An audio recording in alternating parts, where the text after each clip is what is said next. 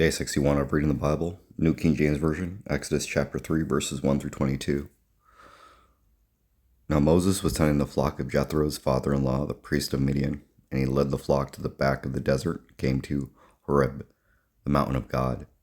And the angel of the Lord appeared to him in a flame of fire from the midst of a bush. So he looked, and behold, the bush was burning with fire, but the bush was not consumed. Then Moses said, I will now turn aside and see this great sight, why the bush does not burn. So when the Lord saw that he turned aside to look, God called to him from the midst of the bush and said, Moses, Moses. And he said, Here I am. Then he said, Do not draw near to this place. Take your sandals off your feet, for the place where you stand is holy ground. Moreover, he said, I am the God of your father, the God of Abraham, the God of Isaac, and the God of Jacob. And Moses hid his face, for he was afraid to look upon God. And the Lord said, I have surely seen the oppression of my people who are in Egypt, and have heard their cry because of their taskmasters, for I know their sorrows. So I have come down to deliver them out of the hand of the Egyptians, and to bring them up from that land to a good and large land, to a land flowing with milk and honey, to the place of the Canaanites and the Hittites, and the Amorites and the Perizzites, and the Hivites and the Jebusites. Now therefore, behold, the cry of the children of Israel has come to me, and I have also seen the oppression with which the Egyptians oppress them. Come now, therefore, and I will send you to Pharaoh, that you may bring my people, the children of Israel, out of Egypt. But Moses said to God, Who am I, that I should go to Pharaoh, and that I should bring the children of Israel out of Egypt? So he said, I will certainly be with you, and this shall be a sign to you that I have sent you.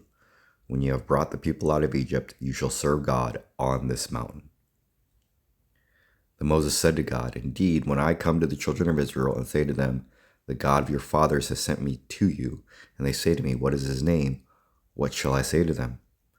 And God said to Moses, I am who I am. And he said, Thus you shall say to the children of Israel, I am has sent me to you. Moreover, God said to Moses, Thus you shall say to the children of Israel, The Lord God of your fathers, the God of Abraham, the God of Isaac, and the God of Jacob has sent me to you. This is my name forever, and this is my memorial to all generations.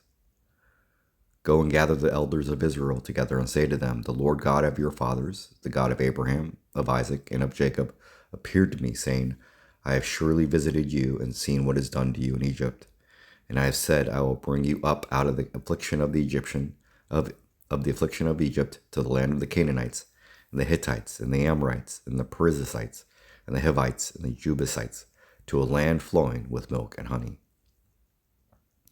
Then they will heed your voice, and you shall come, you and the elders of Israel, to the king of Egypt, and you shall say to him, The Lord God of the Hebrews has met with us, and now please let us go 3 days' journey into the wilderness, that we may sacrifice to the Lord our God.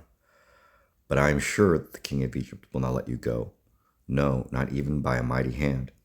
So I will stretch out my hand and strike Egypt with all my wonders, which I will do in its midst.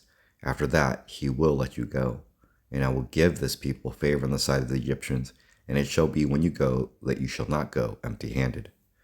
But every woman shall ask of her neighbor, namely of her who dwells near her house, articles of silver, articles of gold, and clothing, and you shall put them on your sons and on your daughters, so you shall plunder the Egyptians.